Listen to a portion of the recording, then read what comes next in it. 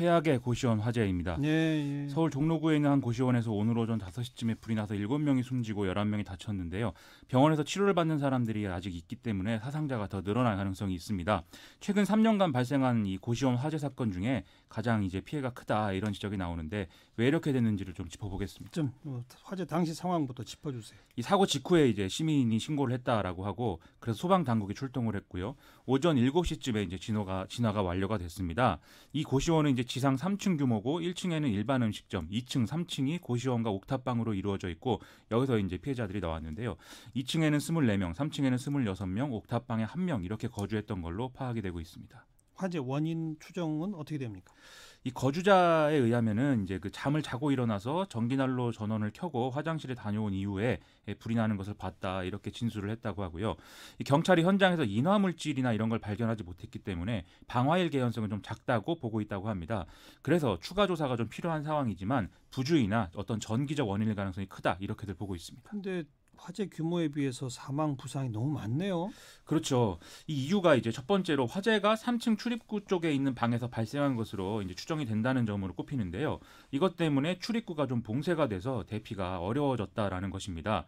두 번째는 화재 시각이 새벽이었기 때문에 이제 사람들이 이제 자고 있으니까 대피가 또 늦어질 수밖에 없는 그런 조건이 있었다라고 얘기를 하고 있습니다. 네. 무슨 스프링클러나 이런 거 없었답니까? 화재 발생 시에 울리는 자동 경보 설비하고 비상벨은 설치가 되어 있었는데 스프링클러는 없는 상황이었다고 하는데요. 현행 법령에 의하면은 2009년 7월 이전부터 운영되는 노후고시원의 경우에는 이 스프링클러 설치 의무가 소급 적용이 되지 않는 그런 상황이라고 합니다. 예. 서울시가 노후고시원의 경우에 스프링클러 설치 사업을 지원하기는 하는데 이걸 또 비용을 100% 지원하는 건 아니거든요. 이 고시원을 이제 운영하는 사람은 이 사업을 신청을 했는데 건물주가 반대를 해서 최종적으로 이제 이 스프링클러 설치가 안 된 걸로 그렇게 보도가 되고 있습니다. 그럼 이런 스프링클러가 없는 2009년 7월 전에 지어진 고시원 몇 개나 돼요? 일단 노후고시원을 다 세면은 서울시만 따졌을 경우에 1673개인데 이 중에 서울시가 2012년부터 한 222개의 고시원에는 스프링클러 설치 사업을 지원을 했다고 하고요. 나머지 363개는 사업주가 자체적으로 지금 스프링클러를 설치한 것으로 파악이 되고 있다고 합니다. 예. 이걸 빼면 여전히 한 1,000개 이상의 고시원은 방치되어 있는 상황 아니냐 이렇게 볼 수가 있겠죠. 이거 어떻게 합니까?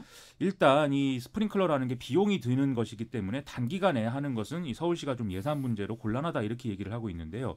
그래서 일부 전문가들은 스프링클러 설치가 가장 중요하지만 무엇보다 좀 대피로를 최소 2개 방면 이상 확보할 수 있도록 그런 조치를 좀 해야 된다 이런 얘기를 하고 있습니다. 예. 이번 사고도 이제 대피로가 화재로 인해서 봉쇄가 됐고 완강기가 있긴 했는데 이게 제대로 사용이 되지 않았던 게 피해를 키웠다 이렇게 보는 거죠. 현행 법령상 일정 규모 이상 건물에는 피난 계단을 2개 이상 확보하도록 의무화되어 있긴 한데 또 자유한국당 홍철호 의원이 지적한 바를 보면은 이 건물의 경우에 1층을 좀 무단 증축한 위반 건축물로 등재가 돼 있다고 하거든요. 그래서 혹시 이런 것들이 비상대피를 위한 통로 구축에 어떤 악영향을 끼친 거 아닌지 조사를 해봐야 된다는 게 홍철호 의원 주장입니다. 이런 열악한 환경 거기 사시는 분들도 다들 참 가난한 분들이죠. 그렇죠. 이 고시원은 비좁은 복도를 사이에 두고 약 5제곱미터, 그러니까 한 1.5평 크기의 방이 마주 본 상태로 이 다닥다닥 붙어 있는 이런 구조였거든요. 그래서 한 층에 방이 이제 29개가 들어갈 수 있었던 것인데 이런 데 사는 사람들, 거주자들의 대부분은 생계형 일용직 노동자였고 또 기초생활수급자도 많았다고 합니다. 네. 그래서 우리 사회의 안전에 대한 무감각으로 가난한 사람들이 결국 맨 먼저 희생된다. 이 사실이 다시 한번 확인된 사고다. 그렇습니다. 이렇게 봐야 되겠습니다. 안타깝습니다. 두 번째 항목은요. 다시 윤창호법인데요. 이 40일 넘게 의식을 찾지 못하던 윤창호 씨가 오늘 오후에 끝내 숨졌다는 이 안타까운 소식이 전해졌습니다. 그 만취 운전자 차에 치였던 그분이죠? 그렇습니다. 지난 8월 25일 새벽에 부산 해운대구에서 만취 상태의 운전자가 몰던 차량이 횡단보도를 건너기 위해서 기다리던 윤창호 씨를 포함한 보행자 2명을 이제 그대로 들이받았던 건데요.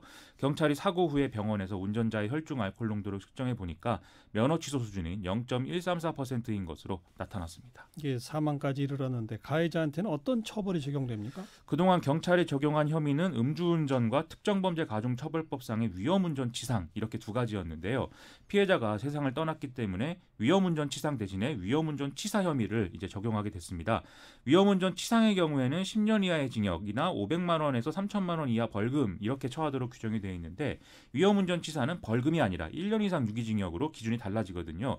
그래서 더 심한 처벌을 받게 되는 것이고 피해자 유족과 따로 합의하지 않는다면 초범이더라도 이제 비교적 높은 형량이 실형이 선고될 수 있다라는 게 경찰 관계자들의 설명입니다. 네. 그런데 이른바 윤창호법이라는 게 지금 이 규정보다도 처벌 규정을 더 높이자는 거죠? 그렇습니다. 이 윤창호 씨 친구들이 음주운전자에 대한 처벌 강화를 요구하는 청원을 청와대 게시판에 올리면서 지금 국회가 윤창호법의 연내 처리까지 지금 합의한 상황인데요. 윤창호 씨는 끝내 법안이 처리되는 것을 보지 못하고 세상을 떠나게 돼서 안타까운 상황입니다. 국회가 처리 예정인 윤창호법은 음주운전 사망사고를 낸 경우에 사형이나 무기징역, 최소 5년 이상의 징역에 처하도록 하는 조항, 그리고 음주운전 가중처벌 기준 및 음주수치 기준 강화 이런 내용들이 담겨 있습니다. 네. 지금 현행법으로는 음주운전 사망사고의 최소 1년 이상인데 그렇습니다. 이걸 5년 이상으로 늘린다 이런 거죠? 그런 상황. 대폭 강화하는 거네요. 그리고 최고로 이제 사형이나 무기징역까지 이제 처하도록 사실상 살인죄에 준하는 그런 처벌이 가능합니다. 알겠습니다. 수고하셨어요. 고맙습니다. 김민아 기자였어요.